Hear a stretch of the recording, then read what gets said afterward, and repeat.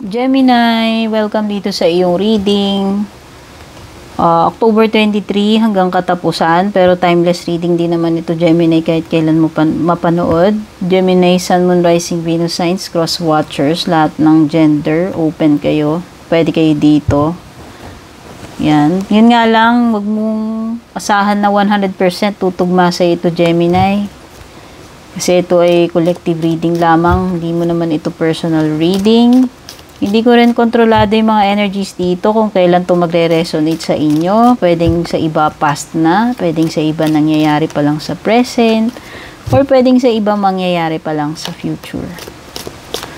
Sa mga interesado sa private readings ko, pakipanood hanggang dulo yung video. Nandyan yung mga info or nakasulat sa description, pakibasa na lang. Maraming salamat, Gemini, sa iyong palaging pagsubaybay sa mga readings ko.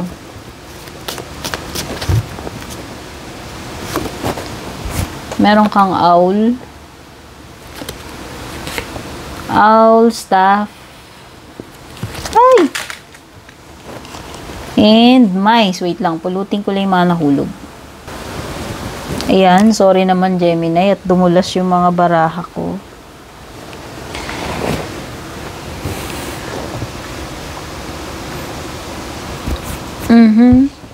Owl is pagiging wise. Whether ikaw na parang may natututunan ka dito, may nagigain ka na wisdom, or a person na wise na pwedeng magbigay ng advice sa'yo or hingian mo ng advice. So, ayan. Ibig lang sabihin nito, mga situation na kailangan gamitin mo yung wisdom na napulot mo mula nung kopong-kopong hanggang ngayon. No? I-apply mo yung wisdom mo dito sa sitwasyon na to, Gemini. Or, kung ikaw yung nangangailangan ng advice yan, siguro pwede kang lumapit sa kung sino man tong person na tinutukoy dito na wise enough na hingian ng payo. Maaring makapagbigay ng ng mga tips sa'yo, mai-guide ka, matulungan ka sa situation mo. You will be taken care of in difficult times. So, pwedeng may mga difficult times na paparating sa Gemini, pero ang kainaman nito, nakakuha ka ng stuff. So, ibig sabihin, hindi ka naman aping-api kahit paano, hindi ka pababayaan dito sa mga sitwasyon na ito na mahirap. Baka naman, if ever na halimbawa sa mga time na nag-i-struggle ka, hindi mo kaya, baka may mag-offer sa'yo ng assistance, no? Kahit paano, alalayan ka, matulungan ka. Pero may mice ka dito kasi challenging card to. Ayan, pwedeng yung iba dito sa inyo is magkaroon kayo ng mga conflict or hindi pagkakaunawaan among friends or family members.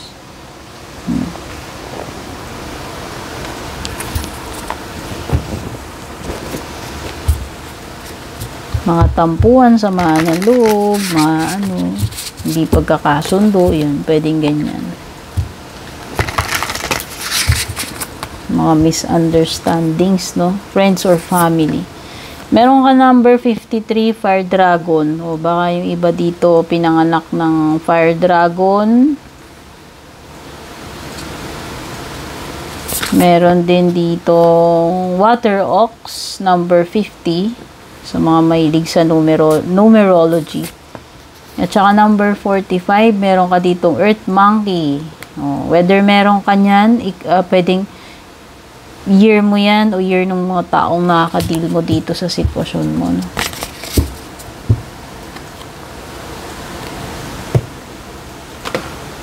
Wow, Gemini, kung naghihintay ka ng big break, mukhang eto na yun, no? Kay Fire Dragon. Kasi meron binabanggit dito na co-create with the universe.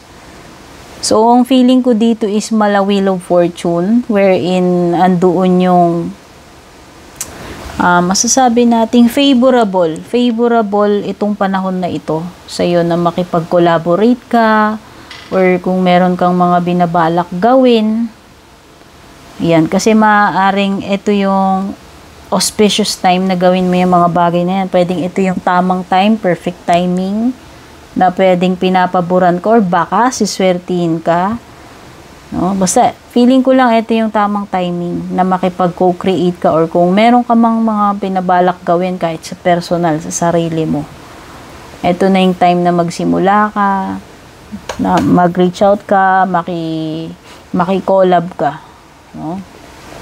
Kumbaga, i-maximize mo itong magandang timing na yan, yung opportunity na yan.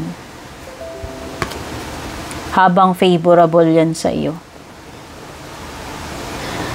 Okay, siguro kailangan mong maging mahinahon, maging gentle. May mga situation na ganun kasi dito binabanggit ni Water Ox. Softness and gentleness yung kailangan dito, hindi yung pagiging stricto, hindi yung pagiging marahas, hindi yung pagiging forceful eh. So kung ikaw to, halimbawa sinasabihan ka na, siguro easy-easy lang, hinay-hinay lang, or maging malumanay lang yung approach mo, maging malumanay ka. Or kung tubig yan, kung agos yan, flow ng buhay, ng sitwasyon, wag mong labanan eh. Wag mong kontrahin. Mag-ano ka lang, mag-go with the flow ka lang. Okay? Wag mong labanan yung agos, yun. Yan nafe-feel ko dito. Or sayawan mo lang yung bagay na yan. Ibig sabihin, try mong mag-blend in, try mong mag-adapt, maging flexible. And isiyan mo lang, hindi mo kailangan maging forceful or ipilit. Yan, ipilit or labanan. Yan, huwag mo ipilit or labanan yan kung ano man tong tinutukoy na sitwasyon dito. Softness and gentleness yung key. At saka dito sa Earth Monkey mo, ayan, you can move mountains, Gemini, wow. Ang ibig sabihin nito, pwede mong baguhin eh. May magagawa ka eh. Malaki yung magagawa mo dito sa situation mo. Kumbaga parang the magician, you can transform this situation into ganito, ganyan. Imaginein mo na you can move mountains, ibig sabihin walang imposible, Gemini. As long as gagawin mo. Kaya sabi ko, mala magician energy ito. Ayan o. Ito na nga yun, yung perfect time na yun, sinasabi ko kanina sa Fire Dragon na makipag-co-create ka with the universe. Gawin mo yung part mo, gawin mo yung gusto mong gawin dito. You have the power to create. You have the power to transform. Kung ano man situation to meron dito. Okay? Meron kang magagawa dyan and kaya mong baguhin.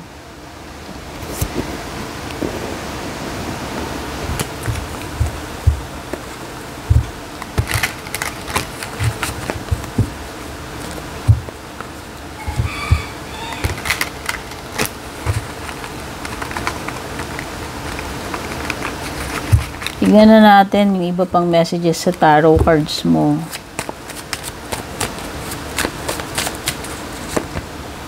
Scorpio energy, meron ka. Number 5, dagdag mo yan sa mga number na yan. So, kung mahilig ka sa number. O, may water sign na naman dito. O, strong energy ng Scorpio or Cancer, Scorpio, Pisces. O, pinakamalakas is Scorpio. Puro water sign yung lumalabas. So, yung mga numbers, meron ka 53. 53, 50, 45, 5, at saka 13. Meron tao dito matigas ang ulo, ha? Or hirap makakope, hirap makamove on. Basta, etong tao na to, nabubuhay siya sa nakaraan, nabubuhay siya dun sa mga hindi na dapat niyang i-cling. Hindi maka-let go. Meron ditong regret doon sa pagkawala or missed opportunity. Sa love life man to, sa career or kung saan. Or sa isang bagay or isang tao na wala na sa buhay niya. Pwedeng pwedeng attached pa rin siya doon, hinayang pa rin siya. Tao man yung pinag-uusapan dito or hindi, ha. Ikaw man yan, or if you're dealing with someone na ano, kasi pwedeng water sign Scorpio. Lumilitaw na itong tao na to, meron ding pwedeng mas bata sa'yo. Oo, immature pa siya, kaya siguro ganun. May pagka-insecure, may insecurity, immaturity. At saka ang lakas ng energy ng disappointment dito sa dalawang cards mo. Wala hindi siya makapag-move forward Hindi ko alam kung ano tong bagay na nawala na sa kanya. Bagay man yan, sitwasyon o tao. O relationship, no? Matigas ulo. Ito yung taong ayaw niyang i-embrace yung mga pagbabago dito sa death card. Ayan, no? Pwedeng ano to makitid, paano ba? Hindi makitid Parang yung isip niya ganun na lang Ayaw mag-evolve. Parang kung anong nakasanayan niya, yung mga beliefs niya, ganun na lang. Parang nakatato na. Mahirap tong baguhin, no? Hindi siya makapag-adapt dito sa bagong technology or kung ano man tong bagong paparating, bagong chapter ng buhay niya. I hope hindi ikaw to Gemini, pero pwede rin ikaw since reading mo ito. And nai-stuck itong taong to. Wala Parang nagiging outdated na, pero parang hindi niya ma-give up yung mga pananaw niya na yun, mga prinsipyo niya na yun, or yung mga feelings niya na yan, kung ano man yan. Nire-resist niya yung pagbabago. Hindi siya open, or hindi siya ready pa natanggapin yung mga changes na yun. Kaso yun yung kailangan No? Pag nakita natin to, whether you like it or not, kailangan mong harapin yan, kailangan mong tanggapin yan. Okay? Kung may mga bagay na tapos na yun, pero parang para sa kanya, hindi pa rin tapos. Nakikling pa rin siya doon. Ayaw niyang i-welcome yung bago. Hindi siya ready i-welcome yung paparating. Parang ganun. Tignan na natin love life mo, Gemini.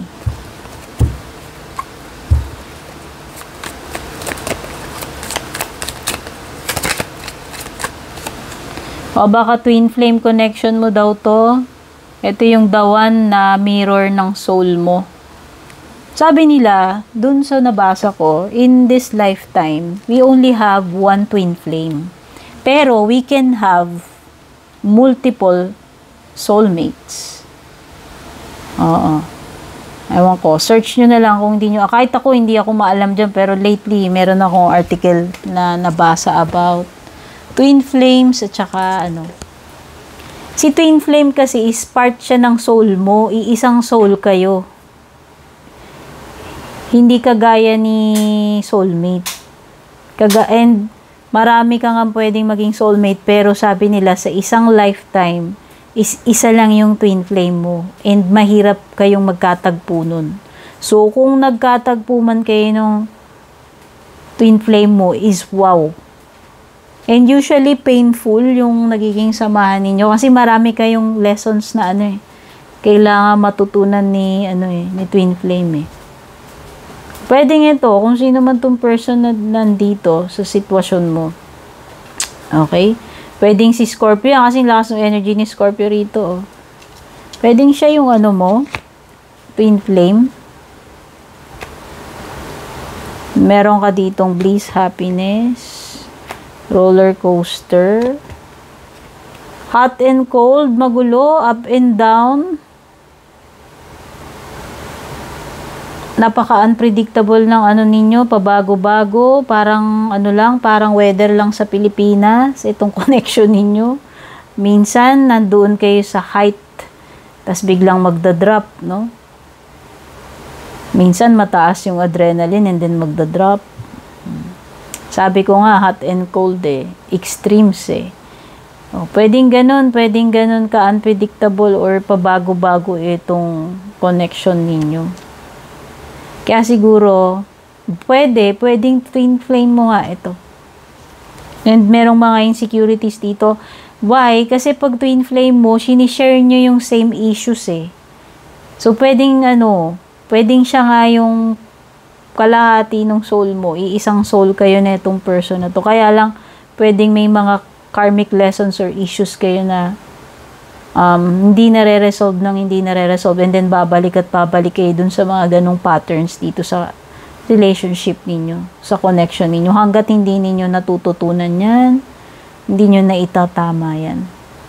So, ang napipil ko lang may mga issues dito, problema na pwedeng paulit-ulit, magiging okay kayo and then magiging hindi na naman. Kaya nga yan, may pagka roller coaster. May pagka, minsan ganun pag nasa twin flame ka parang nakaka-torture. Pero grabe, intense yung connection ninyo Iisang soul kayo, imagine, di ba? Yun nga lang, may mga lessons to be learned kayo as twin flames.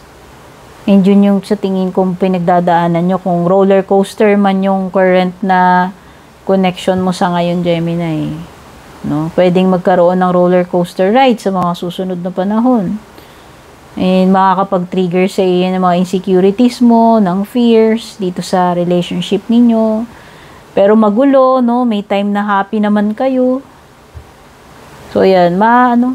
Parang fruit salad tong connection ninyo. Magulo, hot and cold. Tignan na natin yung mga ibang advice para sa iyo.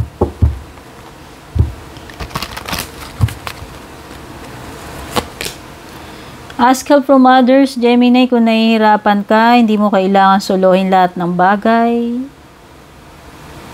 Or maging humble ka na tanggapin na minsan kailangan mo rin ng tulong, hindi kasi Superman, hindi kasi Superwoman, hindi kasi Super Becky, di ba? Ayan, wag mo rin tanggihan kung tinutulungan ka ng ibang tao, baka kasi may mga tao talagang nagmamalasakit sa iyo. Gusto ka nilang tulungan. Okay? Hindi yun sign ng weakness Pwedeng ipinapadala talaga sa iyo yun yung tulong na yun. And huwag mo i-reject kung meron mang mga tao na gustong tulungan ka. Okay? Forgiveness, Gemini, meron bang nakasakit sa'yo? Or meron ka bang nasaktan? Basta meron something about forgiveness, whether ikaw yung naghihintay ng forgiveness or ikaw yung makaka-receive or ikaw yung kailangan gumawa ng forgiveness na yan. Whether itong pagpapatawad na ito is pagpapatawad mo ba sa sarili mo yan or sa ibang tao or pagpapatawad mo doon sa mga nangyayari sa buhay mo, yan yung mga ganyan. At you need to compromise, sa tingin ko. Minsan kailangan nating mag-take ng compromise Minsan hindi ganun kakomportable sa atin yung mga bagay-bagay, pero kailangan natin gawin to, no? So yun yung compromise na tinutukoy dito, Gemini. Comfortable man yan para sa iyo or hindi, mukhang kailangan mong mag-take ng risk, ng compromise. And tignan na natin yung closing message para sa iyo.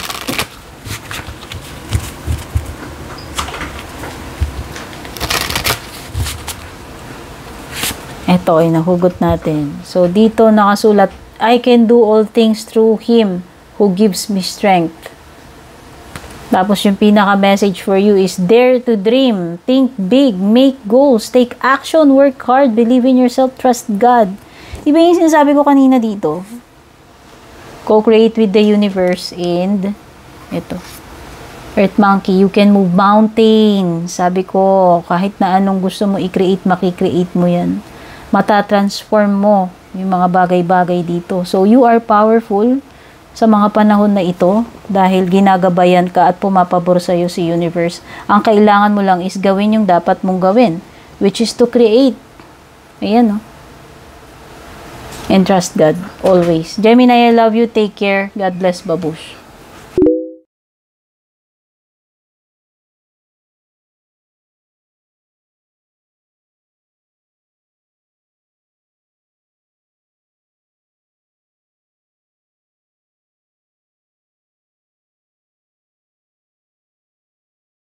And kung balak nyo pong mag-book or mag-inquire ng personal readings ko, basahin nyo lamang po itong nakasulat sa screen or yung nakalagay sa description. Shoutout at thank you sa ating mga YouTube channel members, Juliet Saito, Vel, Mildred, Julian, Alejandra, Maya 2.6, Michael, Rosel, Belen, Melinda, Jane, Devi, Joy, Gwen, De Luna. Shoutout and thank you rin sa ating mga FB page subscribers, Alicia, Aida, Jovel, May, Ann, Jennifer, Jane, Aida, Alua, Emilu, Melinda, Grizel, at ang pinakabago si Shay Santos.